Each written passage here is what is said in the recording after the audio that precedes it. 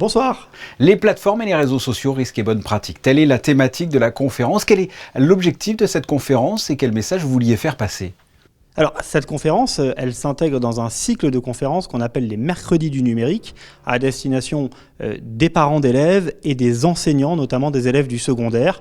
L'objectif, c'est de décrypter les enjeux du numérique, les enjeux sur différents sujets tout au long de l'année. Notre conviction, c'est que plus on va aider les parents et ceux qui accompagnent les enfants à mieux comprendre ces enjeux, mieux ils pourront accompagner les enfants.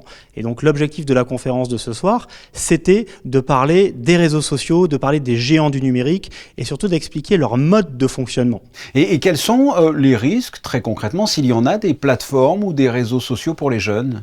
Le principe, c'est qu'il faut comprendre comment est-ce qu'elles fonctionnent, quels sont les modèles économiques de la plupart de ces plateformes. Et ces modèles économiques sont des modèles publicitaires. Et donc l'objectif de ces plateformes, c'est de capter de la donnée personnelle, de capter des intentions d'achat, de capter des profils, donc de profiler leurs utilisateurs, de capter leur attention, effectivement. Et quand on parle de capter de l'attention, on parle nécessairement d'augmenter du temps d'écran et potentiellement derrière de créer quelques biais cognitifs avec une sorte de déconnexion intellectuelle. On parle de bulle cognitive, effectivement, sur ces sujets. Alors, je ne sais pas si c'est une légende urbaine, mais il m'est arrivé, par exemple, moi, de parler à côté de mon téléphone de produits en particulier. Tiens, si on achetait un parasol, par exemple, et juste après, le lendemain, par exemple, j'ai des publicités de parasol qui viennent s'interposer dans ma façon de regarder les réseaux sociaux. Est-ce que c'est une légende urbaine ou peut-être qu'on peut enregistrer comme ça sans que le téléphone soit actif ? Moi, j'ai pas de preuve de ce genre de sujet-là, mais ce qui est certain, c'est que votre navigation Internet, quelle qu'elle soit, on parle souvent de cookies. Les cookies, c'est un peu comme les petits cailloux du petit poucet que vous laissez tout au long de votre parcours sur Internet. Ils permettent de savoir ce que vous aimez au quotidien, ils permettent de savoir ce que vous avez envie de faire, par exemple de vos vacances, et c'est eux qui vont potentiellement impacter les propositions qui vont vous être faites sur les différents réseaux sociaux. On a tendance aussi à donner des informations personnelles dès que l'on s'inscrit sur un réseau. C'est grave, ça, ou pas ? Encore une fois, l'objectif de ce soir, c'était pas d'expliquer qu'il faut surtout pas aller sur les réseaux sociaux. Il y a une réalité d'usage. L'important, c'est de comprendre les risques, de limiter notre exposition en termes de données personnelles. Par exemple, lorsqu'on achète sur un site internet et qu'il y a la possibilité de ne pas créer de compte, acheter de manière déconnectée, ne créez pas de compte si ce n'est pas nécessaire. Il y a d'autres conseils que vous avez donnés ? Alors, on a parlé du temps d'écran et on a parlé notamment des solutions pour essayer de mieux accompagner les enfants. Alors, on considère qu'il y a 3 familles de solutions. La première famille, elle est réglementaire et c'est important de le rappeler. Il y a une loi, notamment française, qui interdit l'usage des réseaux sociaux aux enfants de moins de 13 ans. Et aujourd'hui, on a plus de 60% des 11-13 ans qui sont sur les réseaux sociaux. Donc, il y a déjà l'application et la bonne connaissance de cette règle.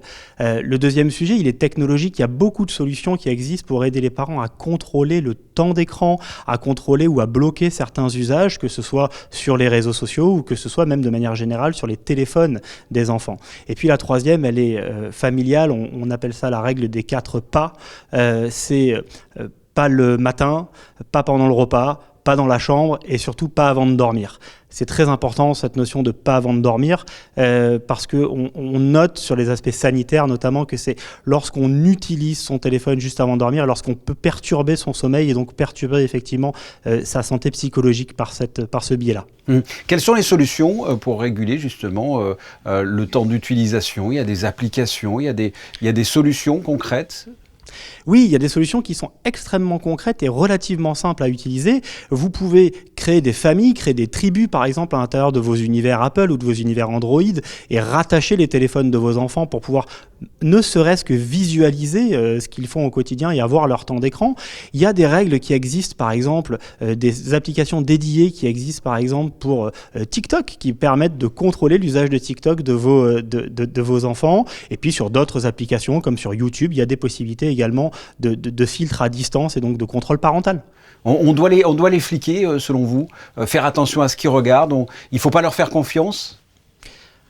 Je pense qu'il faut toujours faire confiance à ses enfants, mais il faut être vigilant. Il faut être vigilant parce que, comme je vous l'ai dit tout à l'heure, il peut se créer une sorte de bulle cognitive et il peut se créer une déconnexion intellectuelle par des contenus qui vont être proposés par un algorithme qui, lui, nécessairement a un certain nombre de biais. Donc oui, il faut aider, oui, il faut accompagner. Ce qu'on note, c'est que la mise en place des outils technologiques de contrôle parental ont un minima la faculté à générer une discussion au sein de la famille autour de ces sujets. Et en ce qui concerne la déconnexion, on a lancé ce soir un petit défi aux différents participants à la conférence. C'est la déconnexion pendant les vacances, qui est une déconnexion familiale.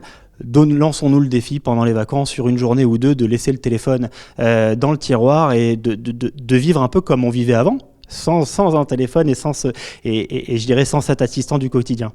Vous allez me créer la révolution là au sein de ma famille, si je vous écoute.